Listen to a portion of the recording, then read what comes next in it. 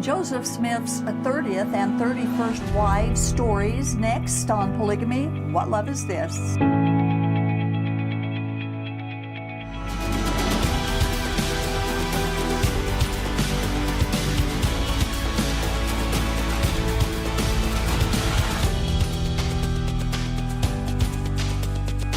We've been doing an ongoing series telling the stories of Joseph Smith's 34 wives, his legal wife Emma, and each of his 33 illegal plural wives. Yeah. And Todd Compton is a Mormon historian, and he wrote a book entitled In Sacred Loneliness, documenting in great detail the lives of each of Joseph Smith's plural wives. As always, his book is the primary source for our material. We're getting close to the end of the list of Joseph Smith's wives, and this time we're talking about his 30th wife, Olive Gray Frost, and his 31st wife, Melissa Lott. So, beginning with Olive Frost, she was born July 24th in 1816 in the state of Maine. She had a sister named Mary Ann, who was her biographer, and she was 7 years older than Olive.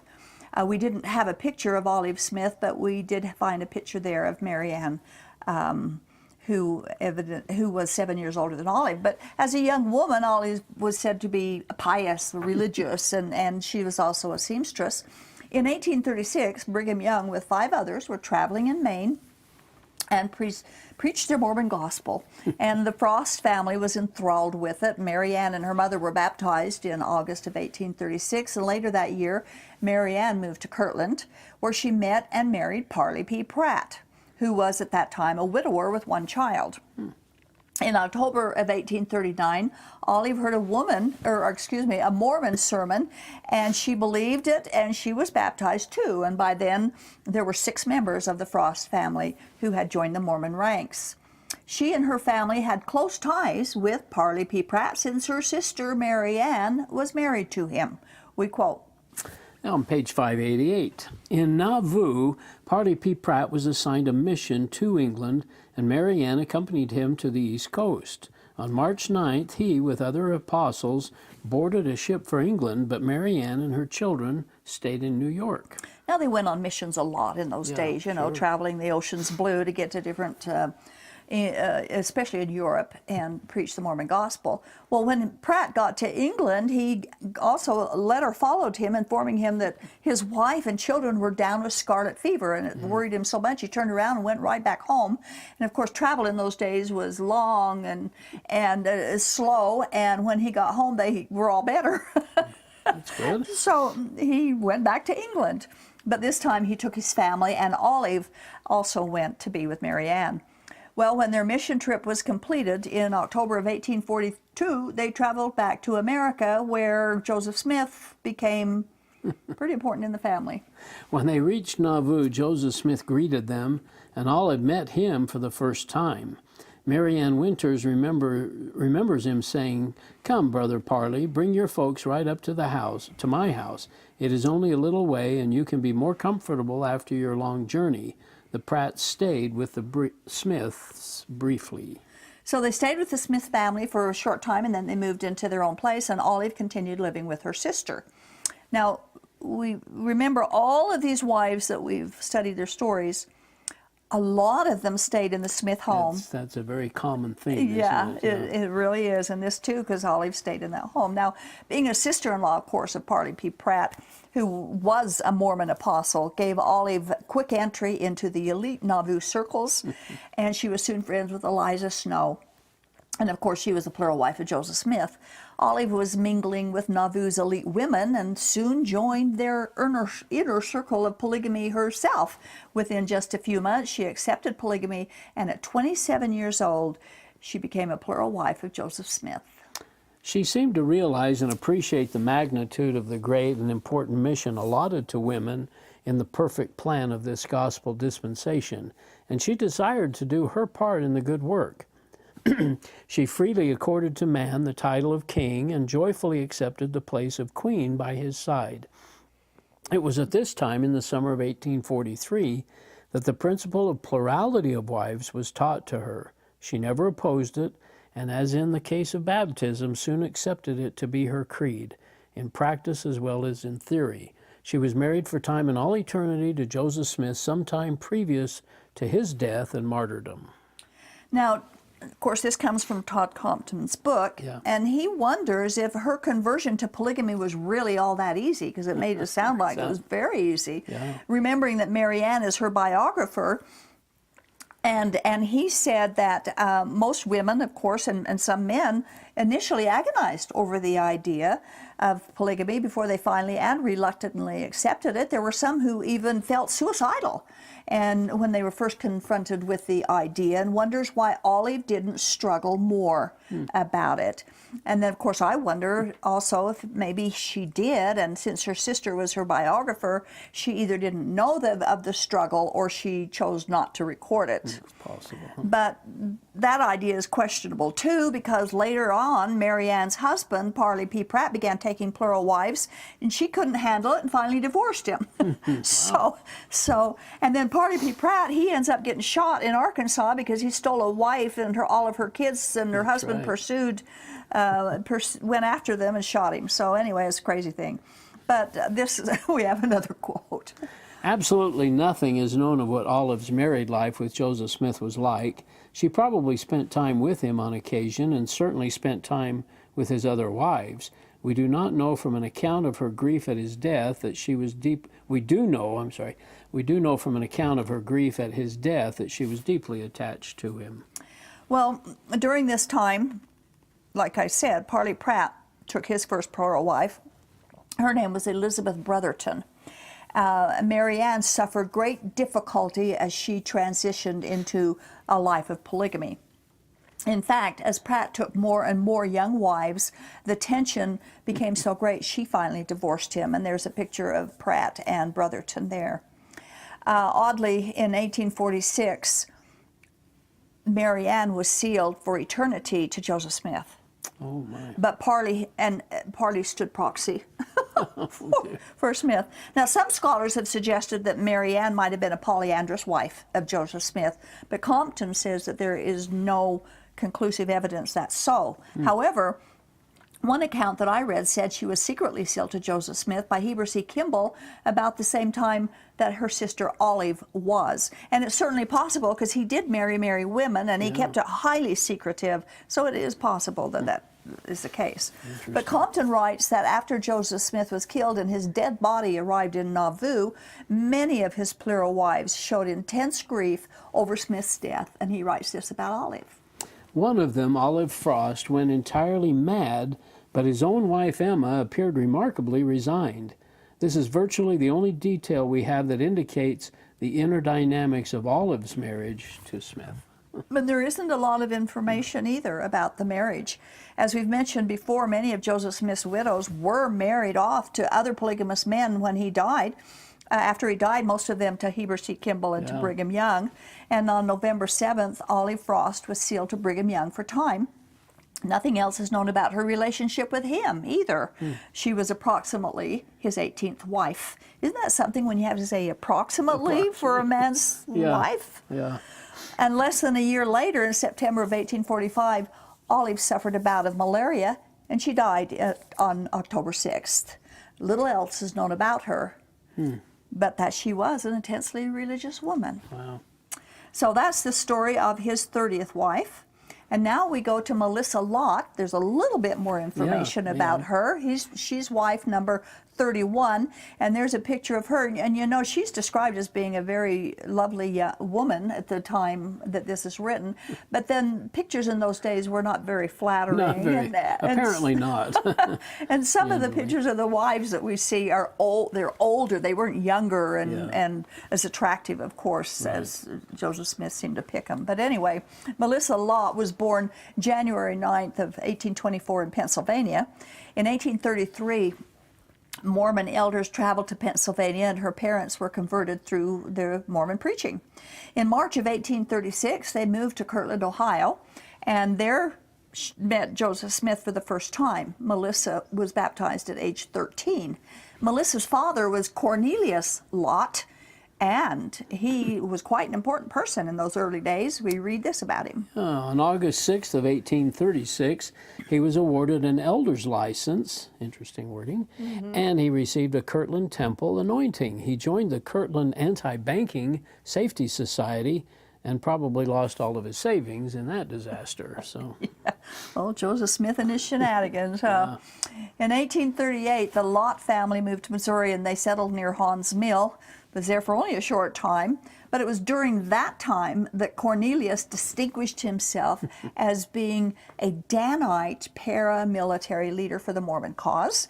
On July 4th, he was appointed to act as general with Danite leaders during a military procession. Hosea Stout remembered him as commander of the horse in Far West. So he had quite an elite time with serving with the Mormons. And of course, this information tells us a lot about her father's zeal for Joseph Smith and his Mormonism. Now, we know nothing of Melissa's Missouri experience except that she was 14 and the daughter of a man who was deeply involved in Danite activities during the Mormons' troubles. We quote. Page 597. But by June 1842, they were living nearer to Nauvoo on the prairie, 3 to 4 miles southeast of town on the Carthage Road. There, they worked the Joseph Smith farm, living in a large 8-room farmhouse and receiving frequent visits from the prophet. Cornelius had clearly become one of the church leader's favorites. And he had a daughter. Yes, he did. The farmer's daughter. An 18-year-old farmer. Cornelius, of course, managed his farm until the Mormons left Nauvoo in 1846, but he continued to serve in the military capacity as a captain of Smith's bodyguard. He had to have a bodyguard. Yeah. When Melissa was 18, she lived for a time at the Joseph Smith's home to help Emma. Now, Joseph Smith's son, Joseph Smith III, remembered her as a tall, fine-looking woman with dark complexion, dark hair, and eyes. He said she was a good singer, quite celebrated locally, and he said this about her. I have heard her sing at parties and receptions in private home, on the stage where theatrical performances were given, and on the political rostrum when William Henry Harrison was running for president. So she obviously had a good voice, and a woman like this certainly would not go unnoticed by a polygamous man like Joseph Smith, who was always on the lookout for another wife. Besides that, she had lived and worked in his home. Yes, as we say. Finally, he proposed plural marriage to her, perhaps through her father. On June 29, Eliza Snow, Elvira Holmes, Elizabeth Whitney, and Elizabeth Durfee, 4 women in the innermost polygamy circles of Nauvoo, rode out to the Lott farm, probably to help introduce Melissa to the doctrine of celestial marriage. She accepted the proposal, and the marriage took place on September 20, 1843, with Hiram Smith officiating and Melissa's parents standing as witnesses. And there's there's no indication what she thought of it. You know, there just isn't anything recorded about that either. And Joseph Smith's journal confirms that on that very day he spent that day at their farm. When she was 68 years old, Melissa recalled the wedding vow, and she said it went like this. I find this very interesting. You both mutually agree to be each other's companion, husband and wife, observing the legal rights belonging to this condition, that is, keeping yourselves holy for each other and from all others during your lives. This is a polygamy wedding vow. I can't believe it. That may be her vow, but I don't think it was Joseph's vow. Oh, Compton wrote that it was puzzling that part of the vow stipulated that they were to keep each to themselves, holy for each other and from all others. Yeah. But I find it more than just puzzling. I find it hypocritical. Joseph Smith knew what he was doing, and he knew he already had 30 other wives. What kind of a vow is that anyway? She was to belong to Joseph, but he could choose, who he could belong to, as many women as he wanted. And why did he take a vow that everyone knew he wouldn't be honoring? That has me stumped. Few details about Melissa's marriage to Smith is known, but later in her life, she gave court testimony about her marriage to him.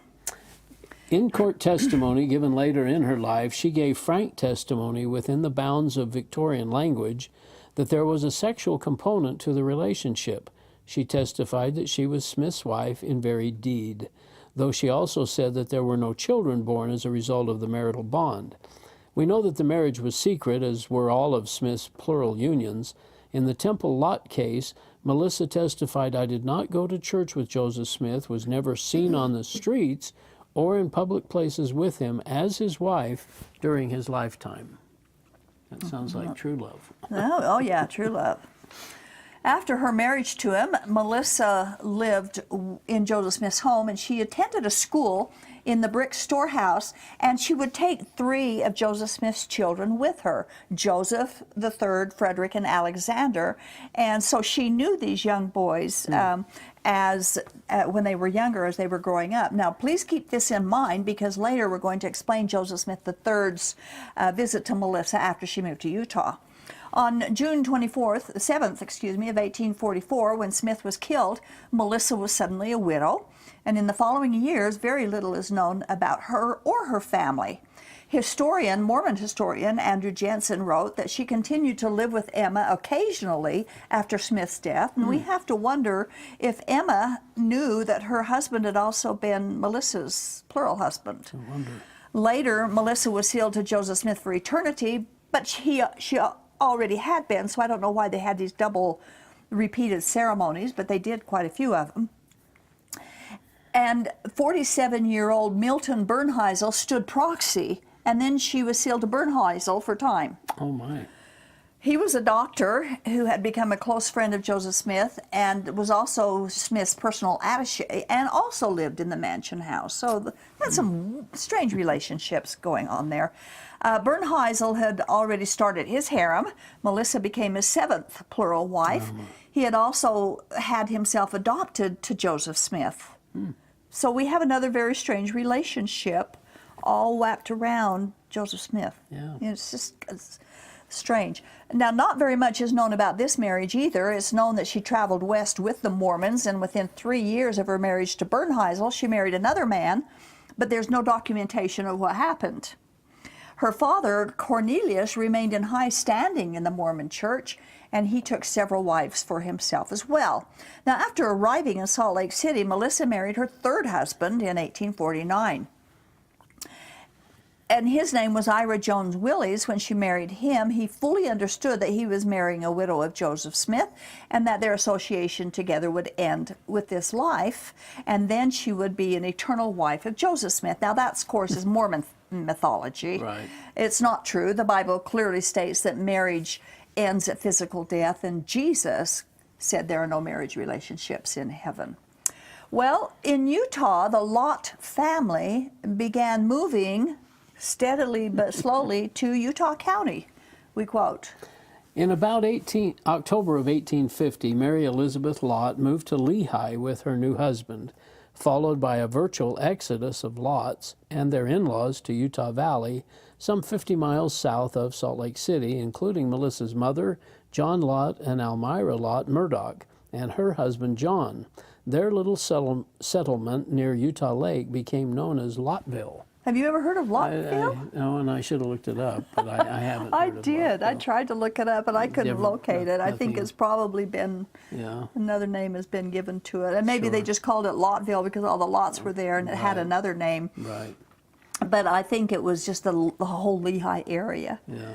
Now, Melissa became a polygamous wife for the 3rd time, February 1857, in the upper room of Brigham Young's office in Salt Lake City. Her husband took a plural wife, Naomi Sariah Parks. She was 16 years old. Oh my. But the marriage quickly resolved because she later remarried someone else.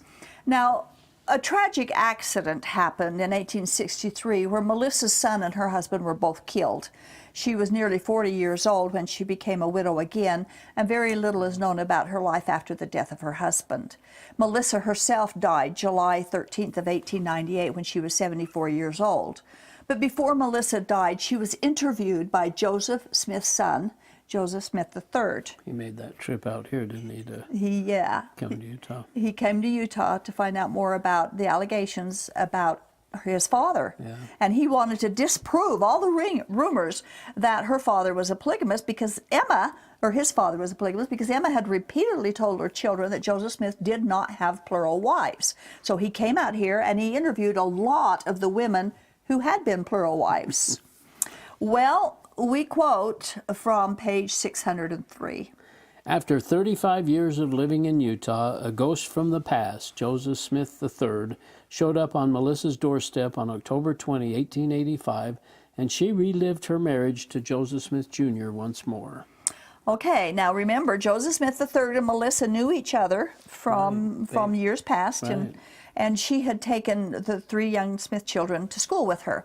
Now, we're just going to do a condensed version of the interview between Melissa and Joseph Smith III, just part of it, to show the difference in the 2 accounts, because Melissa wrote one thing and he wrote another of the same interview. It's amazing how different they are. Now, Melissa said that he asked her if she was married to his father. She answered yes, and then showed him the family Bible where the marriage of his father and Melissa was on September 20th, 1843, was recorded in the Bible. Well, his version of that question went like this. Now, Melissa, I have been told that there were women other than my mother who were married to my father and lived with him as his wife, and that my mother knew it. How about it? Her answer. If there was anything of that kind going on, you may be sure that your mother knew about it. Now, that's an ambiguous answer, isn't it? It is. and so he could interpret it any way he wanted, and he chose to interpret it as denying polygamy. That it didn't happen. That's the way he interpreted her answer. Well, in her account, the next question Joseph asked was, were you in his wife in very deed? Well, he figured that if he could prove there was no sexuality, that there would be proof that there were no authentic marriages. But Melissa answered yes, she was his wife in very deed. So he asked, why were there no children? Again, assuming that no children equals no sex. She answered it was probably because of lack of proper conditions on her part, and I have no idea what that means. But I guess it was a modest answer. Now, this is how that went according to his account on that question.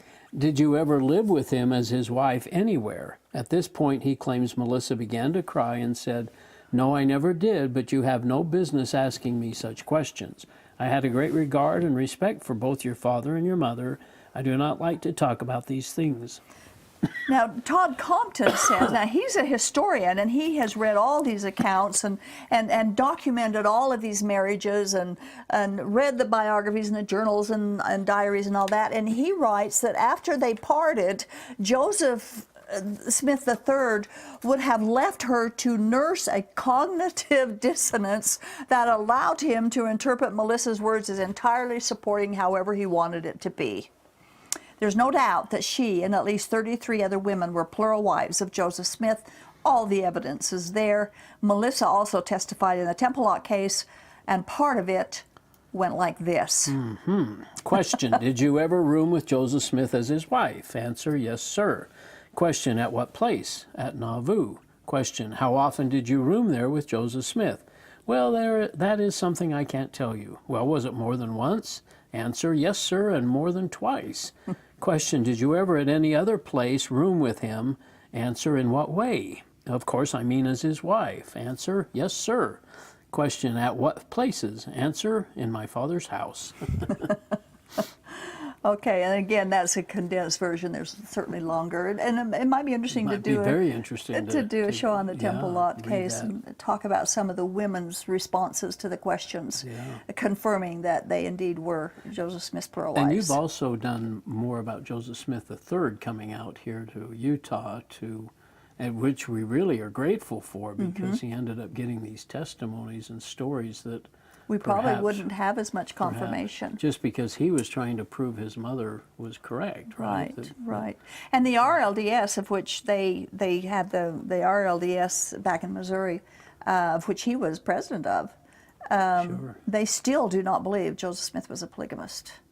They believe that Brigham Young is the one that started the journals it all. And they believe Brigham Young made it all up. Even Joseph Smith III and what he came back with. I mean, he did learn that Joseph Smith had more than one wife. He did, but he chose to ignore, interpret it the way he interpret it wanted. differently Yeah. than the way it really was, which Interesting. is interesting. Yeah. But that's what the Mormons do.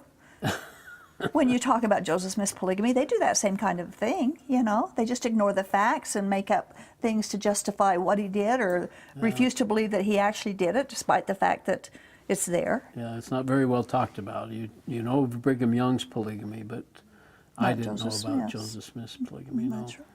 Did you know about the others? Did you know about Wilford Woodruff's and Yeah. Oh, yeah. and John Taylor's and Lorenzo Heber Snow's? J. Grant, I knew that he You knew had all of some those, wives. but not Yeah. Joseph Smith. But not Joseph Smith. And really, I thought that anyone that he had were women that were sealed to him after he died. Mm-hmm. That's what I kind of thought that had And happened. there was that as well, of course. There I'm was sure a lot there of that was, too. But, yeah, But these women were actual wives. yeah. And I didn't know anything about the polyandry or the yeah. young girls or anything like that. So Yeah, it's and I didn't know anything about quite that either. eye-opening. Yeah, it was very eye-opening. And Hiram also. Hiram was a polygamist, and I don't know how many Mormons realize that he was. Yeah, and I'd read section 132, but it sure didn't. I sure didn't ever focus in on that threat to Emma Smith that she had to accept them. Mm-hmm. She just must have been in total denial or wanted to protect her kids or something. I don't know. Protect maybe her own sanity too. Yeah, perhaps. And that's highly possible. Yeah. And there were a lot of testimonies, investigations, of course, that proved that Joseph Smith was a polygamist. He had physical sex with many of his wives.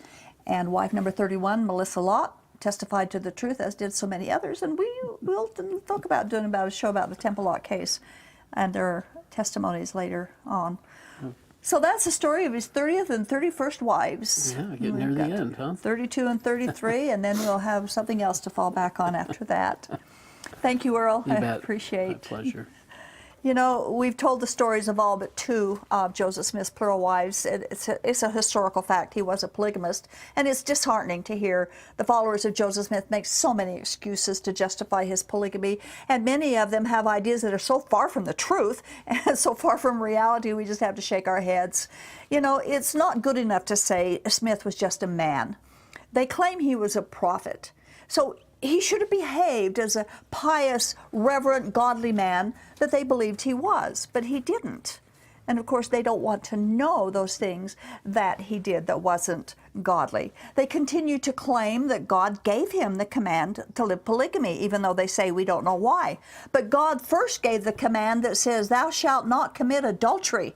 And because God doesn't change his mind, that commandment completely prohibits polygamy and should end any conversation that says otherwise.